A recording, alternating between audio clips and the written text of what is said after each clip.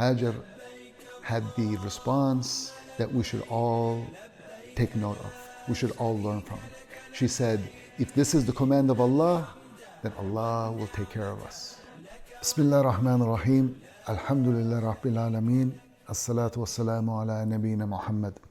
Welcome back to a series where we are contemplating about the story of Ibrahim alayhi salam, one of the greatest messengers of Allah.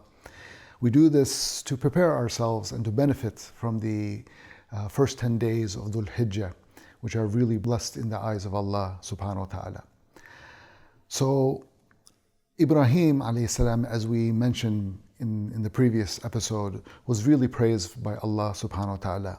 In the Quran, Allah says, Ibrahim was a nation by himself. He was a model of excellence, devoted to Allah, perfectly upright. And he was not one of those who associated partners with Allah subhanahu wa ta'ala.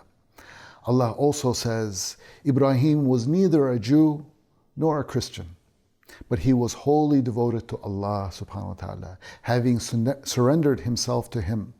He was not of those who associated partners with him.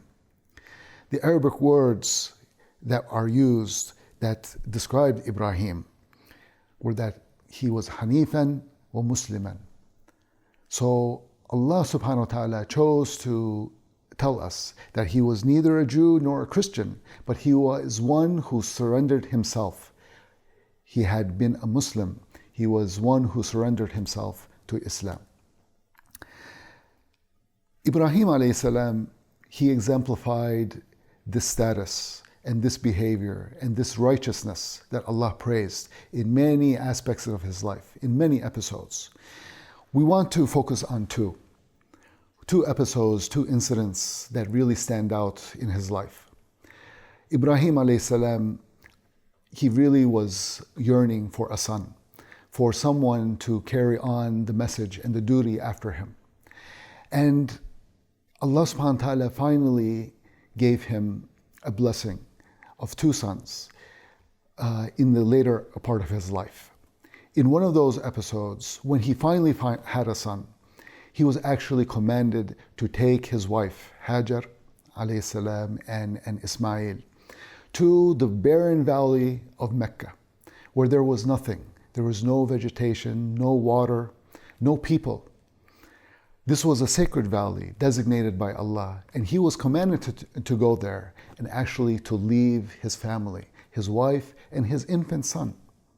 Can you imagine taking your family, your beloved ones, and just leaving them in a barren valley where there's scorching heat, there's no water, there's no food, there's no civilization, no one to take care of them.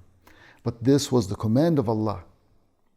So when Ibrahim led his family to that spot and then bade them farewell and said salam, his wife actually called out to Ibrahim, "Oh Ibrahim, are you just leaving us here?" Ibrahim didn't answer. She asked again, "Oh Ibrahim, are you really leaving us here all alone?" And she asked this 3 times till Hajar said, "Is this the command of Allah on you?" And Ibrahim said, "Yes, this is the command of Allah, that I should leave you and Ismail here." Upon hearing this, Hajar had the response that we should all take note of. We should all learn from. She said, if this is the command of Allah, then Allah will take care of us. We submit, and we are wholly happy with the command of Allah. Even though our eyes say we are going to meet our death here, we're going to meet our demise, we have no food, no water, no sustenance here.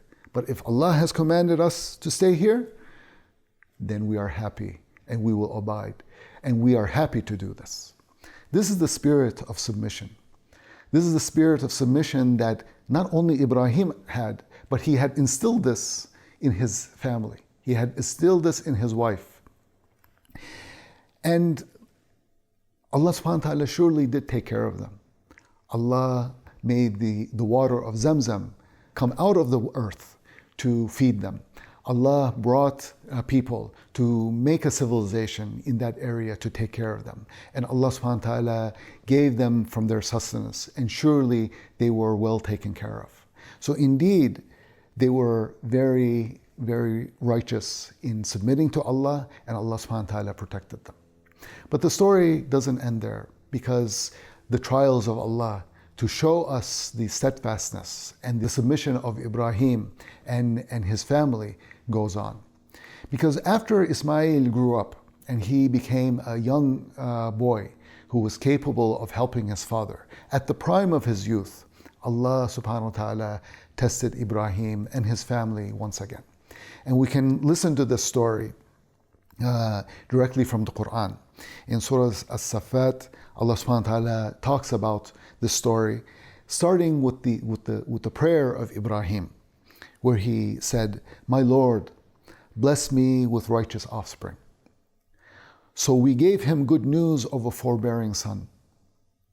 Then when the boy reached the age to work with him, Ibrahim said, "Oh, my dear son, I have seen a dream that I must sacrifice you. So tell me, what do you think?" The boy replied, "Oh, my dear father, do as you are commanded. Allah willing, you will find me steadfast." Then when they submitted, both of them, to Allah's will, and Ibrahim laid him on the side of his forehead for sacrifice, we called out to him, "Oh, Ibrahim, you have truly fulfilled the vision. Indeed, this is how we reward the good doers." That was truly a revealing test. And we ransomed his son with a great sacrifice, and blessed Ibrahim with honorable mention among later generations. Peace be on Ibrahim. This is how we reward the good doers. He was truly one of our faithful servants. Subhanallah, he surely was one of the faithful servants and submitting to Allah. Not only him, but also Ismail, his son, who has picked up these values from his father. When they were commanded to sacrifice Ismail, they both submitted. And look at the words of Ismail, not out of arrogance that I will be patient, O Father. He said, if Allah wills, if Allah gives me the power and the ability to be patient, then I will be patient. Subhanallah. They showed ultimate submission to Allah subhanahu wa ta'ala, even though this was a severe, severe test. Sacrificing your own son after he had come to the prime age, and after your old age hadn't had any offspring, the moment that you had been waiting for, that you'd have a son. Now Allah subhanahu wa ta'ala is asking you to sacrifice him for his sake. Ibrahim had no hesitation, and neither did Ismail. So they both submitted to Allah. Allah accepted their sacrifice, and instead of sacrificing Ismail, had sent a ram to be sacrificed instead.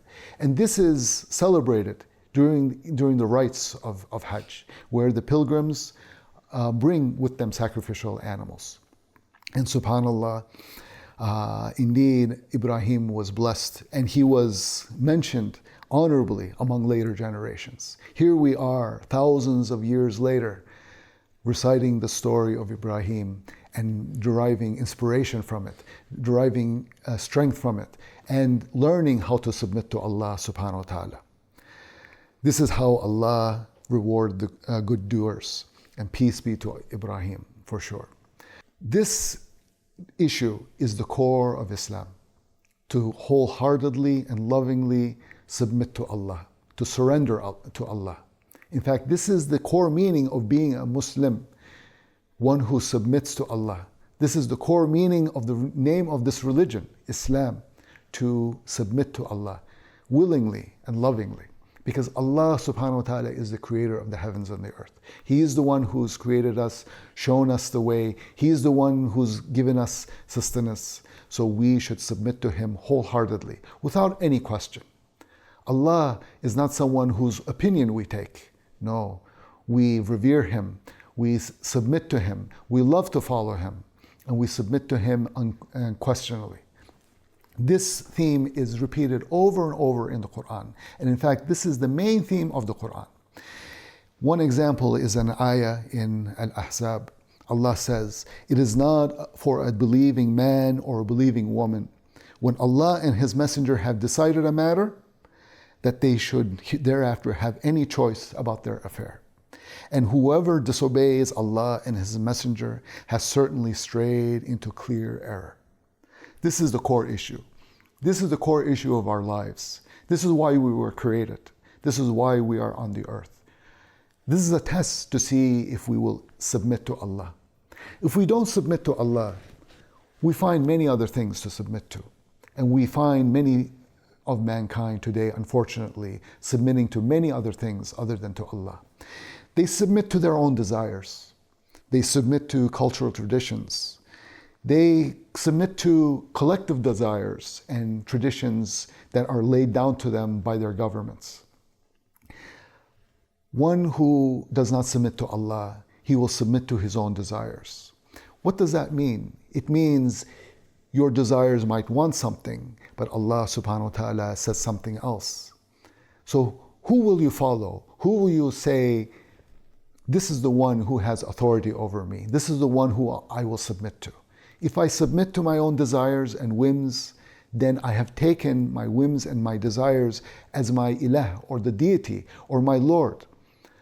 If I say, no, I will follow Allah, despite my desires, then I have truly taken Allah as my deity. And this is what I have swear to. I have said, there is no deity except Allah to be a Muslim. There's no deity but Allah. That means I should only listen to Allah. I should only submit to Allah. Likewise, if my cultural traditions say I must do something in a certain way, and this is against Islam, this is against what Allah has wanted, there I have a choice. Should I follow my traditions? Should I follow what my forefathers say? Should I follow the peer pressure around me? Or should I follow Allah subhanahu wa ta'ala? The Muslim is the one who follows Allah unconditionally, just like Ibrahim alayhi salam. Allah is asking us to sacrifice little things, not like our son, yet we are failing. So we should really ask ourselves, who really deserves to be submitted to unconditionally? Is it anyone in creation? Is it our traditions? Is it our desires? Have those things created us? Have those things really given us everything that we have? Have they given us life? And will they give us death? And to whom will we face after we die and we are resurrected?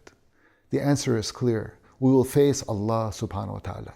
So shouldn't we follow Allah in everything that He has commanded us? We should do this out of gratitude to Allah, because we love Him, because we know He is the greatest. He is the controller of everything in this universe. And He really deserves complete unconditional surrender. Walhamdulillahi Rabbil Alameen.